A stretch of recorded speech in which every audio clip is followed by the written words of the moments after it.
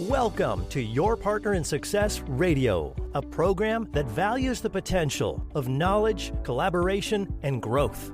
The show is hosted by Denise Griffitts, who is known as an intensely curious nerd in stilettos.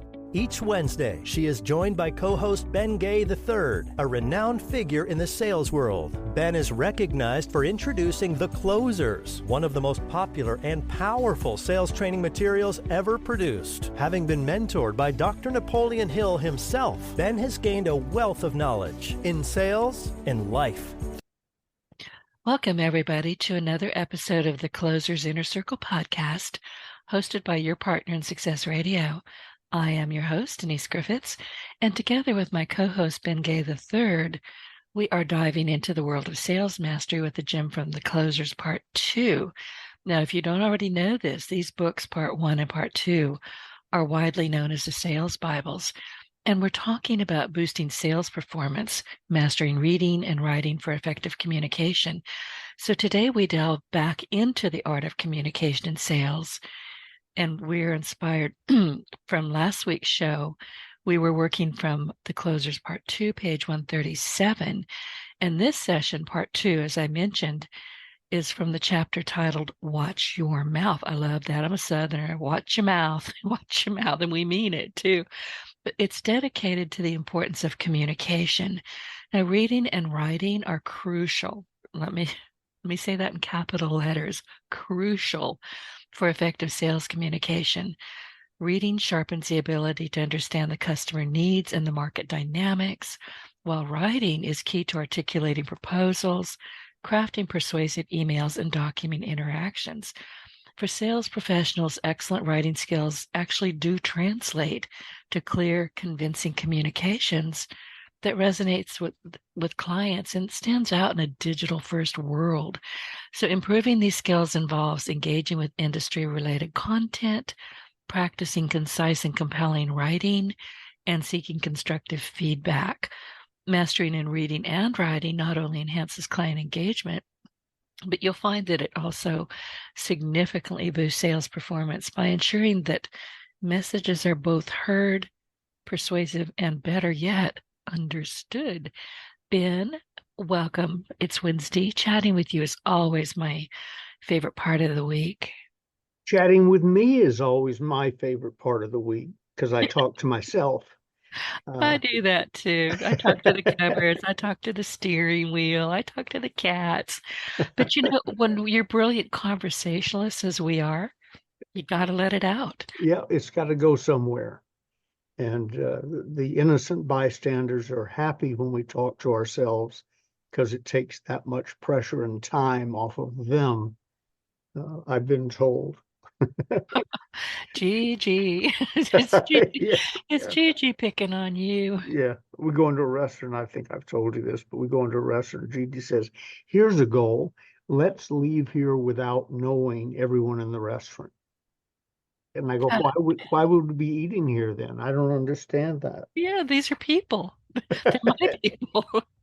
And see, I'm the opposite. When I head to a restaurant, I rarely go to restaurants. But if I do, most often I'm alone or I'm with my best friend Maggie. I've got a giant iPad that's in front of my face. No talking. No talking. Don't make eye contact. Leave me alone. I want to enjoy my meal. And would you tell your kids to stop? You know, can they maybe close their mouths when they eat things? Told you our friend Audrey said to her little kids one day, I wasn't there, but they came up to the table or near the table, and Audrey said, like a German drill sergeant, go be cute over there, and pointed to some other part of the restaurant. So she shares your affinity. Before we get into today's subject, let me just clear up a couple of housekeeping things. We're always encouraging people to write or call or send an email to us about a question they'd like answered during the broadcast. And I got two, neither one of which apply to today, so I thought I'd do house cleaning up front. One comes from Patrick Hall. He's in the insurance business, very successful guy. And he said, I'm paraphrasing, but he said, you're doing something that we should all do doing something on the podcast that we should all do, but you haven't mentioned it. He was talking with his sales manager's hat on. He's the owner of the agency, but that makes him the sales manager. And he said, as you know, we're always stuck with, oh my God, what are we going to talk about in today's sales meeting? And come up with some topic, since the salespeople, by and large, unless you're dynamic from the front of the room, don't want to be in the sales meeting. It's something they have to do. And if something comes up that's newsworthy or noteworthy, they're excited about that. But generally speaking, you're starting off in the hole when you are the sales manager. So he said, you and Denise do it on the podcast every week. And I said, what is that? He said, get one of your books. And you and I currently are working out of the Closers Part 2. He said, get one of your books, make sure that your client, the sales manager, the owner, whatever, has talked his salespeople, his or her salespeople, into buying the Closers Part 2 in this case, or buying it for them. There are two schools of thought on that, and I won't waste any time on it. I have an opinion, but and then tell them, like you and Denise do, a week in advance what the subject's going to be at the next sales meeting, and refer to the closers.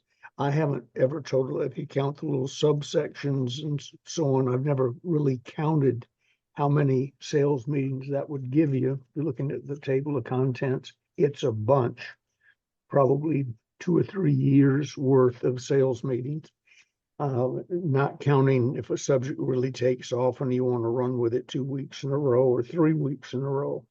But he said now they're all singing out of the same hymnal. The sales manager gave them a week's warning. We're going to be talking about, and I'll just flip through the book that happens to be sitting here. The better resolution starts on page 119. So you tell them a week in advance. You and I discussed that on August 30th of 23. You tell them that a week in advance. That gives them time to read it. And if they don't read it, it gives you an opportunity to embarrass them in front of the rest of the sales organization. And it gives them a chance to form opinions or questions or what have you. So he said, he had forgotten we have a big binder that is the Closers Parts 1 and 2 3-ring binder instructors. The instructors use from the front of the room, but he's right in that it would make it even better with a week's warning and their own copy of that material in their hands, more meaningful sales meetings. So, and then when I mentioned casually to somebody right after I got through talking with Patrick, they said, is that okay? And I said, what do you mean, is it okay? You bought the book. You can do with it, you can do with it what you want. So of course you don't need my permission to teach out of the closers. And so anyway, that was Patrick's input, and I thought a very good one. And frankly, I'm sort of embarrassed that I hadn't thought of it, because that's exactly what you and I do. And It is. It is. And I know you've got another one, but I was scribbling while you were talking because it's brilliant. I mean, we often don't see our own way because we have so many things going on. And when somebody points that out, you're like, duh. So that was yeah. When I became president of Holiday Magic Cosmetics at age 25, with no training to be the president or anything, what I was the top salesperson, and I had the ability to stand in front of the room and talk. But, big crowds. Hi, this is Ben Gay, and here's the reason you ought to join, and so on. Now I'm sitting around a boardroom table, in addition to that, with 12 high-powered people, each in their own area, the lawyer, the accountant, and so on, the art people. And they don't need a rah-rah talk from the end of the table. And I thought, what am I going to do? And I did exactly what Patrick Hall suggested, just a little different. I had just hired Earl Nightingale to be the voice of our companies. And along with that came, it was on records back then, either 75 or 45, but they had both versions. Lead the Field, which was sort of the strangest secret, his great recording elongated, 12 records, both sides. And it was Earl doing the contents of Lead the Field, which is a blown up version of The Strangest Secret.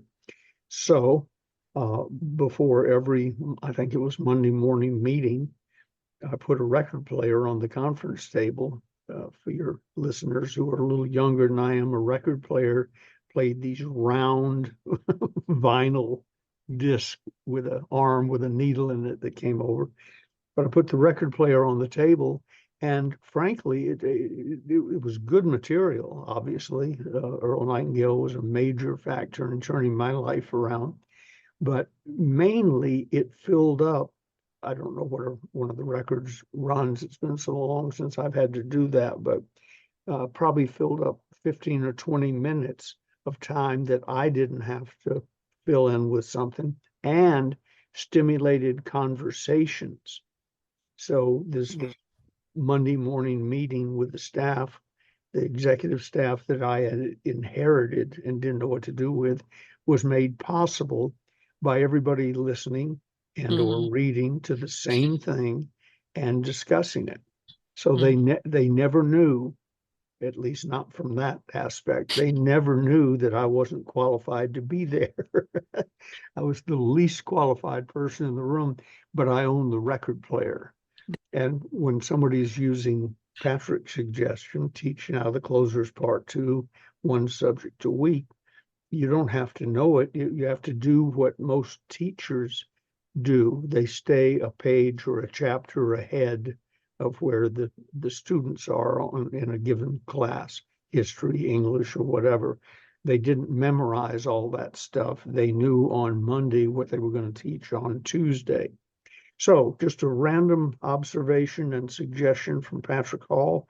I totally agree with it and have used it sort of without knowing it. And of course, you and I have used it since I think the second episode that we did together. Yeah, I think it was. And by the way, your table of contents is 3 solid pages. Yeah. There's content there. And I also wrote down while you were talking, when you're having these meetings, whether it's 3 people or 20 people, whatever they are, I would also think, and this is just me thinking ahead, that they already know what's coming up in the chapter. They know what they're supposed to be conversing about.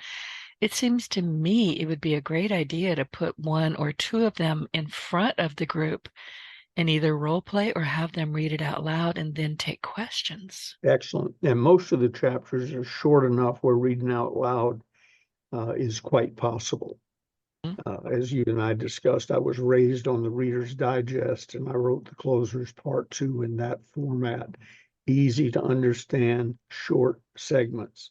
So there may be a section or 2 in there that breaks that rule, but by and large, you could read any of them and people wouldn't go to sleep while you're doing it. They're short, they're punchy. We get in, set up the premise, solve it, and get out. Exactly. So, and like you just said, doing something like that also stimulates conversations that, maybe they're sitting there, hunched over, hand on jaw on their elbow or palm. They're just miserable. But now, spotlight. Hello. Are you paying attention? What do you have to say? Yeah. Bob, what do you think about that? Right. And if you've got somebody who maybe is just uncomfortable with trying to get out and sell and talk and chat, it's a good way to help them, make them role play. Right. Get them started. That's key. We had in Holiday Magic and every company I've run or consulted with since, scripts of the best way to present a given subject within the business. But the fear, you get a parrot to do that. The fear is getting them to do it. Psychologists have said, I've read numerous reports over the years, that the number 1 psychological fear is speaking in public ahead of death by fire, which may explain why it pays so well. Back to supply and demand. If most people would rather be burned to death than speak in public, probably speaking in public would pay pretty well, and it does. Yeah, it does. You said you had, and remind me to tell you about, you mentioned scripts, and that's such an important part of what we talk about. Well, I'll just tell you right now, real quick, and then Hmm. we don't need to touch on it again. But as you know, I'm helping train new podcasters. I'm Hmm. consulting with them. I'm helping them, actually helping more than I thought I would be to begin with, but I'm learning as I go because now I'm learning from listening to them, watching them, what they really do need. You will be happy to know that a large part of what I do with them starting out is writing scripts. They have no clue that they need scripts. They need it for the pre-interview. They need it for the intro. They need it for the outro. They need it for the beginning, the middle, and the end of what they're going to be talking about with their guests. They even need them for a thank you note. Scripts. You've Yep. got to have them. You can't just open up your mouth and start rambling. You can, but it's Well, very you costly. shouldn't. Yeah, I try not to, so I just kind of told on myself. I've had a few of those experiences over the years where I forgot to engage my brain before my mouth and didn't really know what I was talking about. And off I went. I probably have told you this. You and I are so close. It's like talking to myself. But I was at a fundraiser or some highfalutin event in San Francisco, and one of my mentors, Wade Cannon, who was with the Wilson Learning Corporation, Wade came up to me, and he was a human behavioral psychologist and all sorts of fancy things that I wasn't as a high school graduate. But business wise, I was doing better and had done better since day one. So Wade comes over to me. He says, Ben, after I, this is one of those browse around, hold a cocktail, talk to one another, and try and raise money for something, whatever the project was. He said, Ben, little tip I want to share with you. I just thought of. I said, hey, well, tell me what it is. He said, when you're talking to someone uh, about some subject and pontificating and telling them everything you know, you might want to check your audience just in case you're talking to someone who's won a Nobel Prize or a Oh, Pulitzer Prize on that subject. And I said, Wade, thank you. That's very nice of you. I appreciate it. And he said, it's too late. oh, Apparently, I had spent the past 20 minutes at least pontificating to somebody about something on which they were a world-known authority. But oh, I had skipped over the little intro thing like, what's your name? yeah. What What do do you you do for a do? living? How's your mom and them? That's what we do. Hey, how are you doing? How's your mom and them? Don't know. Oh my God. Well, I'm I'm not gonna say stupid. That yes, I am. I've done stupid things too. So it's just okay. You meant that's actually pretty funny. So thank you for sharing. You had another housekeeping thing. We got Yeah, past one. a gentleman named Danny Connors, one of our listeners, sent me a text or an email or something. It appeared on my computer.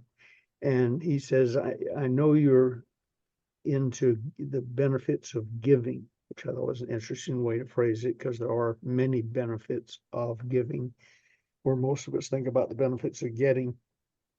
And he said, and you and Denise systematize everything.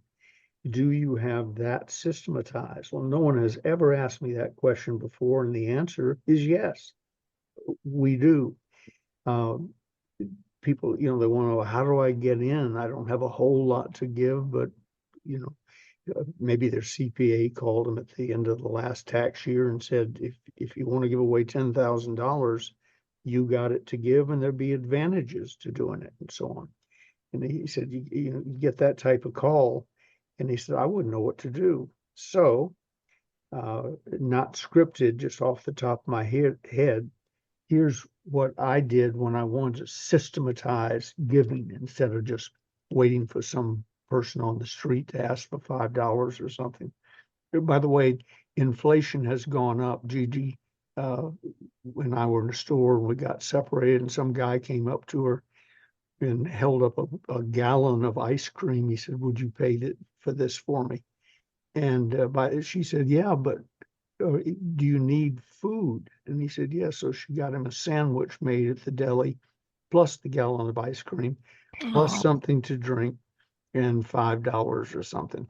I think it totaled about $18. And I was thinking when she was telling me the story, I was thinking to myself, you used to be able to get off with $1 or a quarter in the cup or something.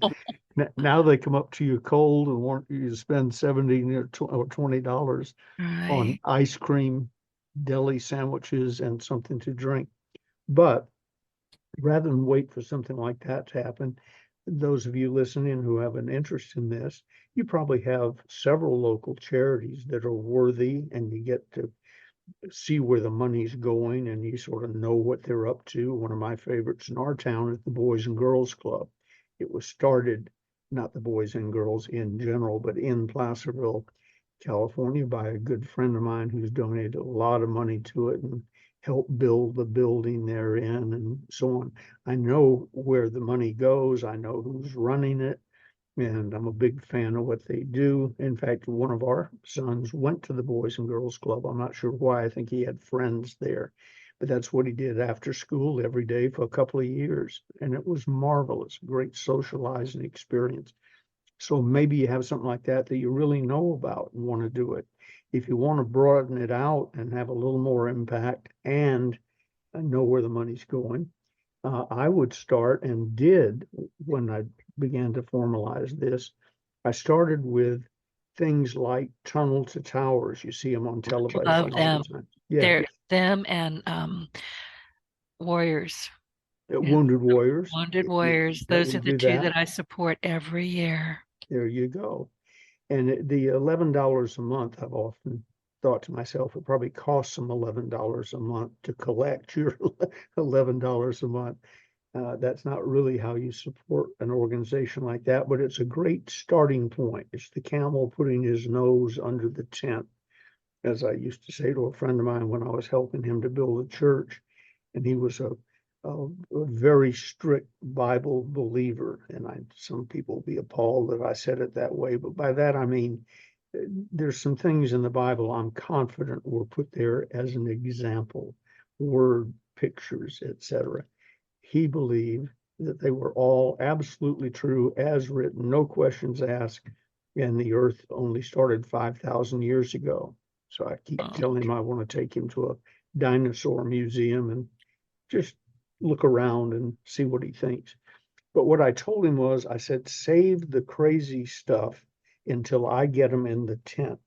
I'll, re, then you I can do whatever remember you that want. story. Tell everybody who this pastor is.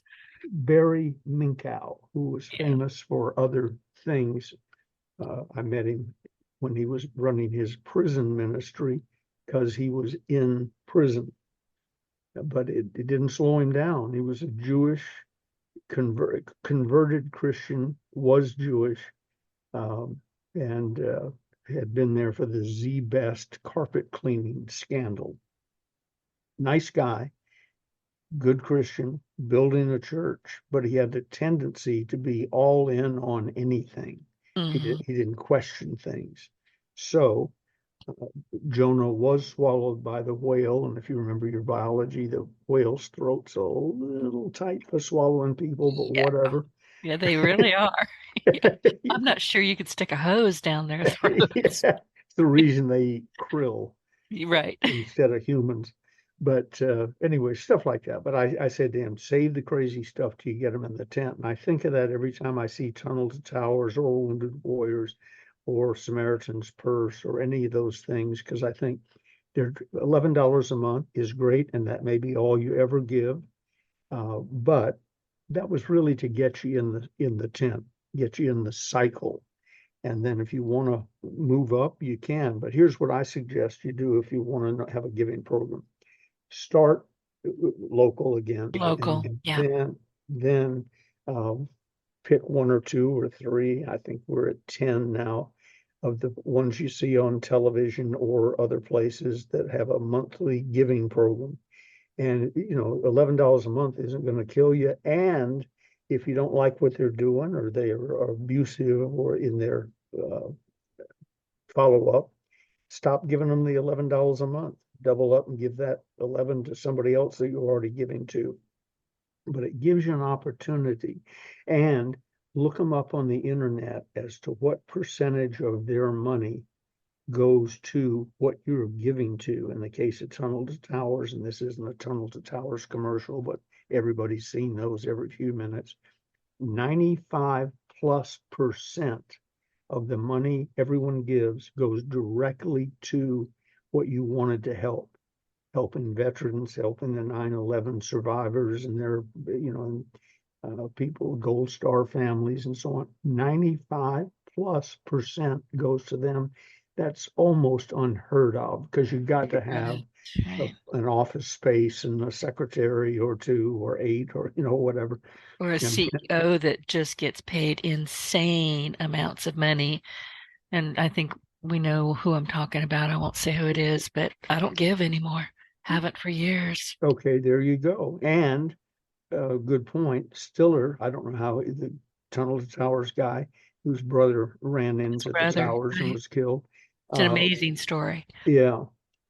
He takes nothing from the organization. He's not on the payroll. There is a CEO who makes a moderate amount of money for running an organization that size, but that's all researchable. You can see who's getting what and where and how come 95% goes.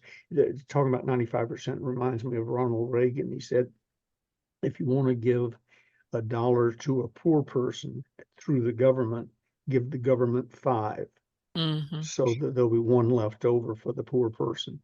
Give a church 3, and he went down through it. He said, or you could just find a poor person and hand them $1. Well, Tunnel to Towers is about as close to that as you can get. 95% goes to it. Now, here's a little, I don't knock people, but if you're inclined, because they have the Quivering in the Cold dogs that run on our local station on a regular basis for the American Society, the Prevention of Cruelty to Animals. If you look up their thing, and I've had previous experience with them, it's the reason I don't give to them, only 30 or 35% goes to the starving, shivering dogs. The rest of it goes into God knows what, but it doesn't go to the dogs. There's a lot of them like that. Yep. And speaking of dogs, I mean, if you don't have cash these days, and cash is getting kind of hard to come by, local shelters, local veterinarians, they're always looking for blankets and sheets, for their pets. They have kennels. Yep. Some of them have taken in strays. Look for your local spay nation. God knows they need help. But I mean, just for instance, I got a phone call from my veterinarian, it's about a year ago now. And this gal said, Denise, I know that Odalie is about due for her insulin refill. She's my 18-year-old girl. And I said, yeah, she's getting close. Do I need to come pick it up? She said, no, we had a cat. He died. And his brand new insulin bottle, they brought it back and asked us to donate it. When you have, and I would have never thought of that. I never would have. But, if you have something that your pet needed that they no longer need, find it a home and find it with professionals if you can. Yep. Because they will find some. I mean, they called me and said, would you like it? I said, oh my God, yes. I wrote the owners. They never gave me the name and I didn't ask, but I knew what the cat's name was and I wrote him a thank you card. Oh, that's sweet. And they need it. I've called our local shelter and said, if I gave you $100, what would you spend it on? Mm-hmm. And it was, I remember IAM's cat food was among them, and something else. There were 3 or 4 things. So I went and spent, turned out more than $100, but went because I took Gigi with me. Big mistake. Yeah, blame your wife. I'm telling. But rather than give them the money and hope it all went to the right place, we found out what they wanted, went and got that and handed it to them, drove it over and handed it to them. Because I really like to get as close to the source or the recipient as humanly possible. Exactly. And the ASPCA is not one of those places, in my opinion. Let me tell you a quick story. I mentioned see how they treat you. If you want to learn a lot about sales and marketing and how to be abused, sign up for Publishers Clearinghouse sweepstakes. and then Are just they watch. still around? Yeah, I think so. Oh my gosh. But and watch how they treat you and what they say and what they do and so on. Great sales and marketing lesson if you cleaned it up, made it honest, but abusive, especially to elder people. They come right up to the line and say, if you buy more, they say buying things won't affect your uh, opportunity to win. And then they say, in so many words, the more you buy, the more likely you are to, whatever. So there would be an example of the wrong way to do it, but it's effective. Uh, but what I do is I join most of them I'm ever going to join. I've joined now, but back in the beginning of this process, I would join and then see what they did. One of them, I was to get a T-shirt that said what a wonderful person I was for giving whatever. So I gave whatever the opening month. And in the back of my mind, I thought, where's the T-shirt? Because I use them for night shirts. I don't wear lettered shirts out in public. But I sort of wondered where my shirt was. And weeks went by, and finally, I guess I emailed them or called them or something. It wasn't the T-shirt. I was fascinated that they would mishandle a potential donor. They don't know what I'm capable of doing over a long term. And so I somehow got in touch with them, and the answer I got back was, we're running behind. We'll get it out to you in the next 6 to 8 weeks. We're talking about a T-shirt, What? in a screen press somebody's got in the warehouse where they're grinding them out by the thousands. And then I was amazed to discover they were going to get out to me in 6 to 8 weeks, but they never asked what size I wanted. Mm. Or if I was a man or a woman, maybe that wouldn't have made any difference. But months go by, then I complain. 6 to 8 weeks are gonna go by, but they don't know my shirt size. And when it showed up, it would have fit on a kid's doll or a Oh. newborn baby or something. What they don't know is that we had a little money squirreled away that our accountant had said, this is what you should give. And they were in the running to get a $10,000 check. Oh no. So that, needless to say, they didn't. Needless to say, we stopped giving the whatever per month, not because we're nasty people who didn't want to help who they were helping, but I realized they weren't doing what they said they were going to do. And I'm talking about a charity that everybody who's watched television in the last week has seen 2 or 3 times. And the model I hold up against people like that in that business, in the charity business, and it is a business. Is years and years ago, I was watching a Billy Graham revival on television, and he had as a guest, the star of the night was a lady named Carrie ten Boom, who had written a book called The Hiding Place, Yeah, based I'm on, familiar with that. yeah, based on her experiences hiding from the Nazis in Germany while they murdered virtually all of her family. And she got out, was a lovely lady, and appeared and gave her testimony to Billy. And then at the end, Billy said, I hope you're this or that or whatever, but if you and donate, he was not shy about, we need your money. But he says, No, he's a local boy.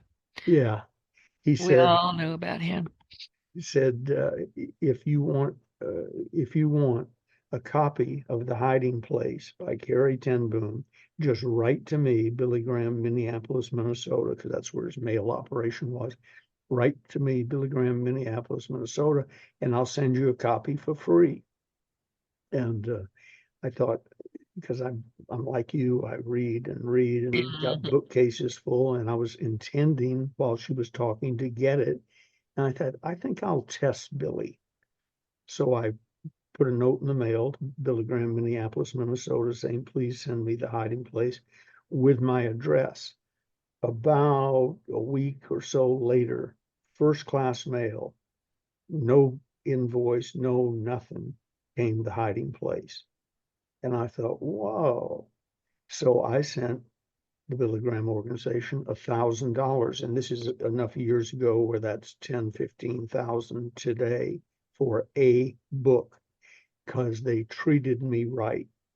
$10,000 in today's money did not go to a well-known charity because they screwed me over on a T-shirt and lied to me while doing it. And they think we don't notice this. And anybody who's listening, wondering about our systems, yeah, we do have them, and we got a little bit off track with this particular conversation, but not by much, because we're still talking about sales. We're still talking about how you treat people. And for those of you who are engaging in weekly meetings, monthly meetings, sales meetings, go back and listen to all this, because we just unpacked a whole bunch of stuff you can bring into your meetings and keep them compelling, keep them interested, and having people going, okay, I want to get up and read next week. Yeah. Hey, I'm here. I've got stuff to say. They can be training themselves in being comfortable among their peers, being comfortable standing on somebody's porch. Unless you're a politician, I just look at you and walk off. Just, right? And I pointed the sign on my door that says, do not knock or ring unless you were invited. And they'll look me right in the eye and push that doorknob, and I look them right in the eye and I wave. You can imagine. And then I walk off. So, but we're unpacking a lot. So yeah. So keep going. I'm sorry. Well, that's it on that subject. So, Danny Connors want to know about giving. So yes, it's systematized.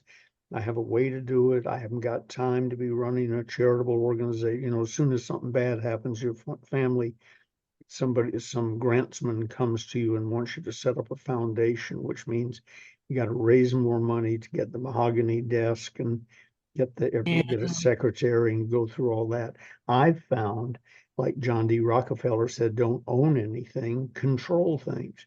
You got a charity up and running that's giving 95% of the money you raise to exactly what I'm interested in doing. I don't need my name on it. Here's my monthly donation. And that's the other thing. I do the monthly thing. You're not limited to $11, but whatever you decide to give, I do it on a monthly thing because I want to keep them on a short leash. If all of a sudden you're not giving 85 or 95% of what you raise to where it's supposed to be going, I can take you right back off the list and have with some people. But you raised an interesting point. I almost can't talk about something without sales and marketing involved. It is fascinating to watch how they operate from the bottom of the barrel with publishers sweepstakes to the ASPCA to the top of the pile with Tunnel to Towers and lots of wonderful things in between. Speaking of Billy Graham, we are supporters of Samaritan's Purse, Franklin Graham's. No, I was not Billy Graham. Who I was thinking of, somebody else entirely. One of the Baton Rouge boy was a preacher, got in so much trouble. What was his name? Swaggart. Yeah. No, I know you weren't talking about Billy. Yeah, I'm sorry, I got him confused. But Jimmy Swaggart. When that came undone, little problems. Oh, holy cow! Listen, I still hear stories about that, and it was a long time ago. But he's Baton Rouge boy. But man, when he stepped in it, he really stepped in it. But he worked his way back up. He'll never be what he was. No, I'm not even sure he's still alive. I was going to say, I started to say the same thing. I haven't seen or heard of him in a long time. I think he's still around. A great sales lesson. When you lose your reputation, it's all but impossible to get it back. You can get some of it back. You can go find new victims. But when you lose your reputation with the people who knew you when and then, it's over. Yeah. I don't know what he was thinking. I can't believe I confused those two guys. I do apologize. But you didn't use Billy's name or even imply that. But I'm just saying that, frankly, if you know me, you knew. So oddly enough, I assumed you were talking about Swaggart. I was, but you know what? And we're going back to sales again, and it's so important. I wanted to mention, you talked about Gigi, and she gave this guy his ice cream without even arguing with him about it, and that led me off on a little tangent, because I'll hear people say, oh, well, I'm not going to give him any money because he'll just go buy drugs or alcohol with it. Here's my attitude about money. Once it's out of my hands, it's none of my business. Right. It just isn't. It was a gift to you. You do as you please. If he needed ice cream, he probably needed ice cream. But she also treated him like he was a human being and gave him real sustenance. I'm not sure about the soda, but real sustenance, and did it with grace. Yep. So Now, good in for fact, with her. her, I'm always afraid. I said, you didn't give me our home address or anything, did you? He's not coming to stay in a spare bedroom, is he? Uh, I told her I would have said when it was the ice cream, I would have said no, but I'll spend an equal amount of money on some substance. Let's go to the deli and let's get this and so on. So Right. she said, well, I did that plus the ice cream. What's the ice cream? See, I'm with you. I would have gotten him a meal, a hot meal, and maybe, a little to-go bag, but I'm not sure about the ice cream either. But Well, I was concerned, where's he going to go eat it before it melts? oh, yeah. He went walking down the street with it in a plastic bag. So No. anyway, the point of all that was systematize your giving, see where you're giving, and study them. It is some of the best marketers in the world run churches and other charitable organizations, and whether their intent is good or bad, you can learn a tremendous amount from it. Billy Graham, the $1,000 I sent to him 40 years ago, uh, taught me a wonderful lesson. Don't screw around with people. You say you're going to send them something, send it, not, a free bottle of Neutrogena, small print, but you got to sign up to get it every month. And it's not free because you got to pay the packaging. I was in the business, health food, pills, etc. I know what it costs to produce something. The amount they charge for shipping and handling covers shipping and handling and their hard cost of the product, cap, label, and the contents. So you can learn a lot from them. Plus, I feel better when we get our little statements in the mail and so on. I literally feel better uh, knowing that we gave a, a reasonable amount to several different people and didn't have to set up our own foundations, etc. And if I feel better about myself, guess what I do better also? I sell better. I You give close better. better. Right. I feel like a person better probably than I actually am. Now, let's go back to what we're supposed to be talking about, although tangentially, if that's the right word, we have been talking about it. We have. And Speaking, go go ahead. ahead. I'm sorry. No, well, I was just going to say one of the things that we want to teach, or you want to teach people through this book, is that language is a major factor in how people view them. Listen, I've been spending a little bit of time on Twitter recently since it became X and Elon Musk took it over. I quit 3 years ago. It was like this, it was a sewer. It was just horrible. And I like being back there now, but I'll accidentally, click on a video or stumble on something, and I'm literally saying out loud, I don't understand a word they're saying. Yep. They're passionate. They're very passionate. But Yep. what the hell was that? And I'll watch it just to see if it ever clears up. It doesn't. No, we see so many things on television. I sound like a television watcher. I am in that. I'm a news junkie, so it's always on in the office, for instance. Even if the sound's down or whatever, I like to stay informed. For instance, Fannie, I think that's how you pronounce her name, Yeah, she's Willis. in trouble. Poor She's thing. she's discussing her romantic relationship, which ended in the summer of 2023, right now on Newsmax TV and or Fox. So, and it's there just so Yeah. in case something wild happens, I want to know about it. The I'm wondering how either of those people how they passed the bar. They Yeah, should that be. thought crossed my mind listening to the man this morning when I was getting dressed. He was on, and I thought, because I have not been pure my whole life. Gigi's my third and last wife, and her I have treated exactly like you're supposed to, and the second one halfway. And the first one, I probably shouldn't have gotten married. I was too young and not through sowing my wild oats. And I was watching him and I thought, oh my God, a man being caught with his pants down on international television, having to explain away expenses and this and that and so on. And I thought, I don't feel for you, but I do. I've been, Marcia was her name, my first wife. I've been in the position where Marcia had serious conversations with me and I'm squirming and I had a little barrier set up in that I would never confess to anything, which I was a member of the. I want to say that's such a man thing, but it's not. We Uh, all, the we're like, Fernando, huh? you I may don't know not be what old you're enough talking for about. Fernando Lamas was a handsome movie actor, married to Esther Williams, this actress, but before that, Olympic Wasn't swimming she a star. swimmer? Yeah, yeah. Yeah. And he belonged to the Fernando Lamas School of Denial. That's what I named it. But he was talking to Johnny Carson one day, and Carson said, "What if Ethel came in and caught you?" Blah blah blah. It's pretty graphic. And he said, "Well, I would tell her she was crazy." And he said, Oh, "Why would? How you can't do that?" He said, "Sure you can. I'm not there. If she thinks I am, she's crazy." oh my God. Okay, I already hate him. I'm sure he's long gone. He is.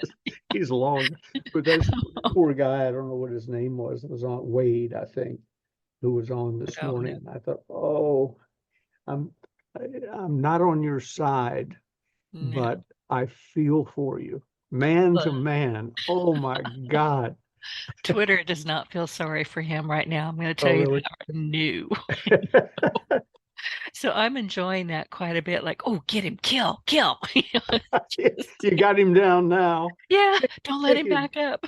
So, yeah, I So just let's people are on the amazing. But let's speaking let's get back onto our on the topic. speaking thing in particular. Um, Writing, we discussed last week. I learned how to write thanks to a senior English teacher my last year of high school, which coincidentally was about my last year of formal education. I went to college for and was elected president of my freshman class for roughly 3 weeks.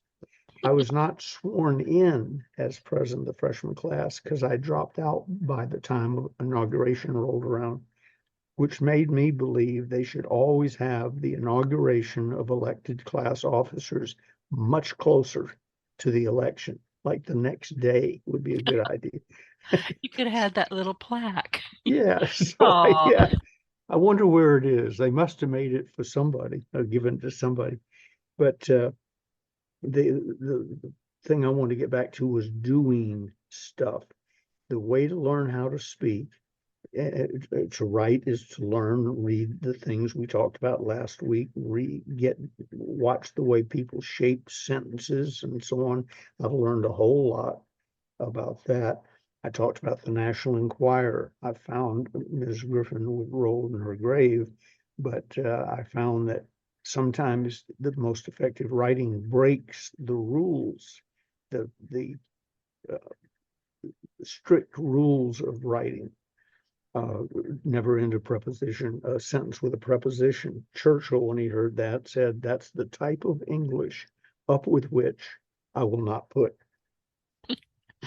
I've always had a fondness in my heart for Churchill. He was really so. Sir Winston, said Lady Astor, "If I were your," after he said something smart alecky to her, "if I were your wife, I would put poison in your coffee." To which Churchill replied, "If I were your husband, I'd drink it." And he didn't even have to take a breath. It No, just well, came what he on did out. was he memorized comebacks and insults in advance. He I didn't later know said that. in an interview or something that famous line to Lady Astor, "If I were your husband, I'd drink it." He said, "I'd had that in reserve for 20 years before I had the opportunity to spring it on somebody." I'll So be darned. I'm gonna have he, to find that book. yeah, I have several. You haven't crossed those lines yet, but when you do, Denise, I'm cocked and ready. And I will tell on you.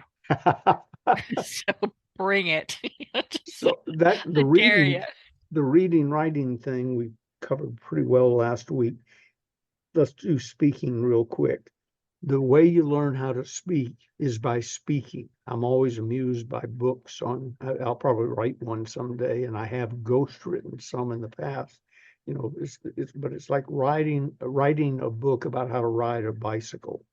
The way you learn how to ride a bicycle is you get on it, you go 2 or 3 feet, you fall down. And if you have good parents, there's one on either end of the trip. One pushes you and one catches you. And then one day the brain, usually an hour or two after the lesson starts, kicks in and you have balance. So you learned how to ride a bicycle by riding a bicycle. You learn how to speak by observing other people who are speaking, but you'll never be them.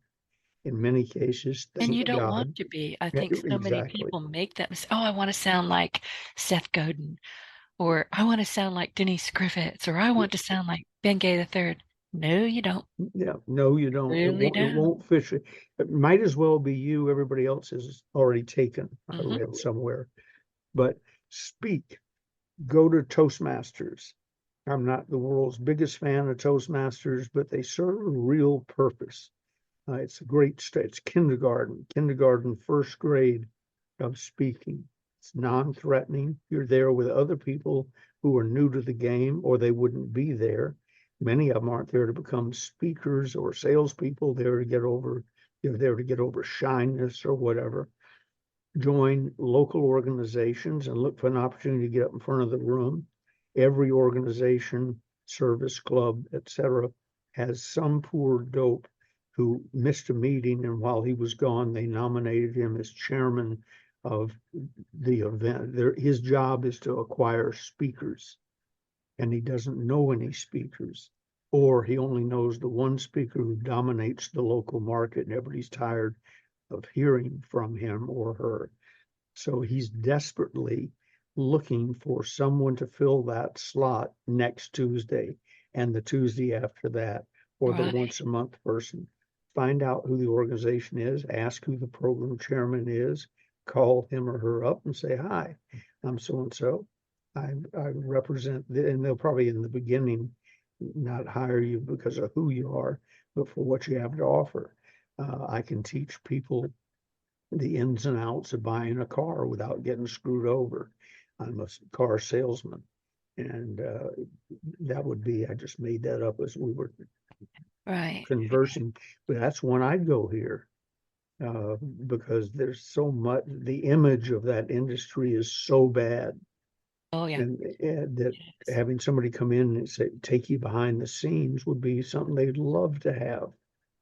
And then uh, become the guy who's known, and I say guy out of habit, the guy or the lady who becomes known for, if there's a thing going on, you will see him or her at the front with a microphone. That makes you well known, better known to everyone in your area over time. And you become the go-to guy for automobiles, real estate, whatever. So it has a huge benefit in lots of areas of your life. And because they're afraid to get up in front of a room with a microphone, it gives you status that you frankly don't even deserve, but it does, because if it's the number one psychological fear and you've overcome it, that makes you a super person. I've Yeah, it does. And in podcasting as well, people say, oh, you know, podcasting is public speaking, no question about yeah, it. yep. You have to be comfortable in your own skin, which is something I think we should talk about another time. But you know, you have to be true to yourself. You can't make up a persona as you go. Okay, this is my sales personality. You've already just shot yourself in the foot. Mm-hmm. Be you, Absolutely. don't show up. And then step it up. Dale Carnegie is a wonderful organization, and they've systematized their thing so much that just about you could throw a dart at a Dale Carnegie map of the nation, and you hit on somebody who could be of tremendous help to you because he or she is doing exactly what the Carnegie organization wants them to do. They check up on their instructors, and if they're off message, they're no longer instructors. So Oh, Toastmasters can vary. You're starting out with the blind, leading the blind, but it's a good place to start. And it varies from, is there a person in the organization who's a natural leader and wants to help other people? That's sort of hit and miss. At Dale Carnegie, I promise you, whoever's at the front of the room knows what they're doing, if only because they learned it from a proven system. To the point, I sent two of our sons to Dale Carnegie, and people said to me, why don't you teach them? They're teaching what you teach. And I said, because I'm the father. Jesus said it was very difficult to be a prophet in your own hometown. They won't listen to me. And I don't want to go through the battle and lose a friendship with a son when I don't care whether they like the Dale Carnegie guy or not. So although it was 20 miles away, two of them went to Dale Carnegie and learned there, and very, very well. If I announce one, I do one a year, roughly, public speaking course. Mine is really exciting because everybody, I've never had a failure, never had anybody who wasn't glad they came, because I've got a secret little method for teaching that gets everyone speaking in public within 2 hours of class starting, doing something they never thought they would do. And when you and David begin opening up your podcast thing, I would suggest that in addition to Zoom and so on, that you guys make an opportunity, come here to whatever city for 2 or 3 days and learn how to be a podcaster, a podcast booker, a podcast guest, and teach them the advantages of that. Because I've talked about this. It always makes me smile. In the early days, Zig Ziglar said to me, just get up and talk, man. Get up in front of people, talk, and so on. Well, I had a script to rely on in the beginning, but then after a while, people want you to talk about other things. So I was back in the scared to death bucket pretty quick. And Zig said, get up and talk. Well, I started doing exactly what I just talked about. I didn't go to Toastmasters, but I spoke to local organizations, service clubs, would give a free sales presentation to dealerships, real estate brokerages, and so on, for an opportunity to sell my real program, but I would go in and do it for free, to the point Zig used to tell people Ben Gay would work a traffic accident. And I used to kid him back and say, well, you created the monster. You said wherever two or more people are gathered together, practice, speak to them. exactly. Yeah, and Exactly. there's no shortcut. You got to get up and do it, and with that you will get better and better and better. Hopefully, you have somebody who's your good friend who'll tell you the truth after a presentation, but you'll tell yourself the truth after you embarrass yourself enough. Especially if it was recorded and you can hear it. Yeah. Oh, yeah. Yeah. Which I is why I record. never go back and listen to my own podcast ever. I Yeah. just don't. But I have to tell you, go ahead. You'd be pleasantly surprised. Really? Yeah, because I don't. you're very good and you have a voice from heaven. You should be in the movies or radio or something. No, thank you. Your $5 is in the mail. Thank 5. Well, yeah, You said 10 before we went on. but I lied. You know? But I have to tell you, when I went back to school later in life and, earned my computer science degree that nobody cares about, but it explains why I identify as a nerd in stilettos. And one of the classes we had to take it. Well, there was 2 classes, algebra, which I promptly almost flunked, almost ruined my grade point average. And then English, I was like, why? It's a computer science degree. They wouldn't let me out. And, at some point, I'm always the quiet one in the back of the room because I'm not paying attention. I'm off in my own world. I'm studying, I'm reading, I'm writing. And if it's something that I already know about, I'm really not paying any attention. So all of a sudden I get this, okay, Denise, come on up. I said, what? Come on up Yeah. here. Huh? Yeah.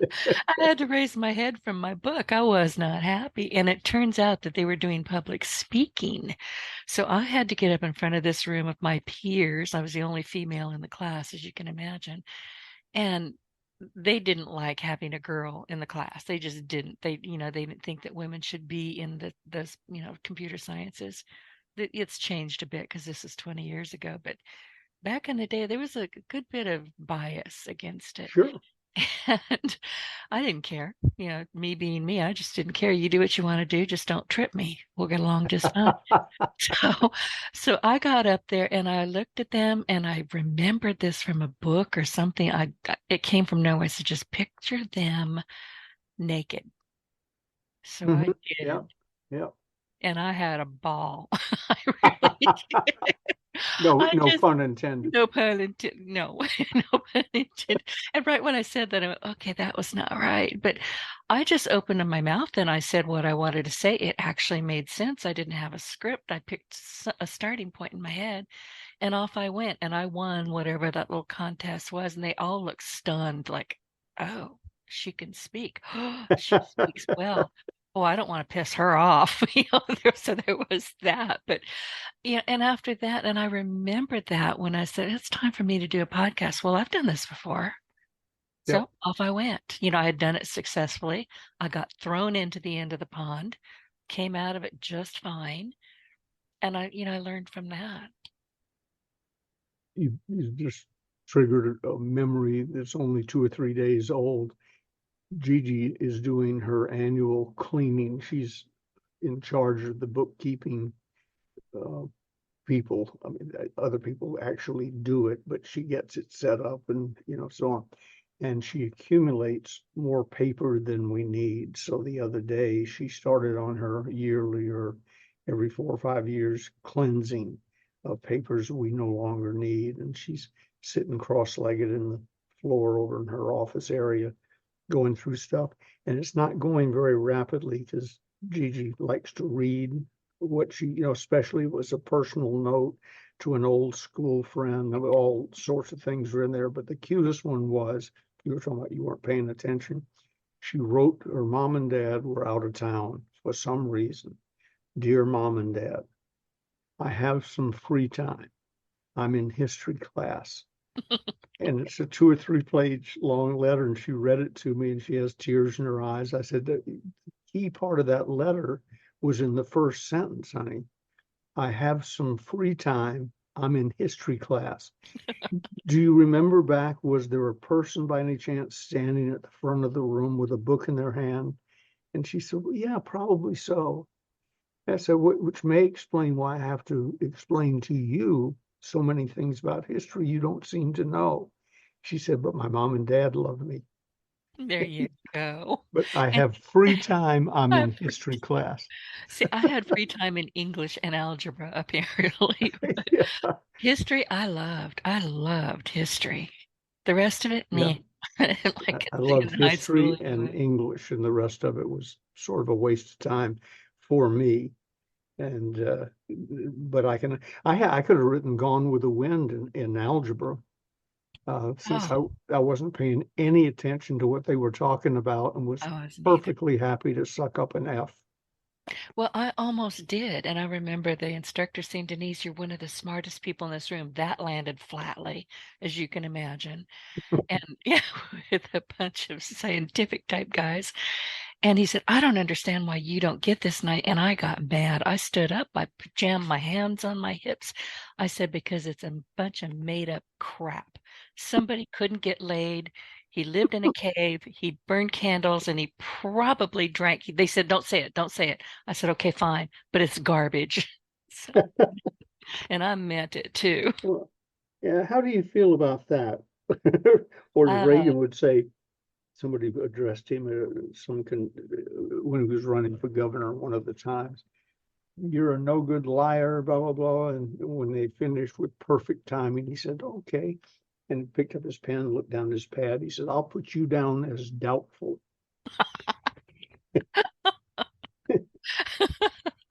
Well, my clock, you're in charge of the clock, says we're about out of time. We are just about.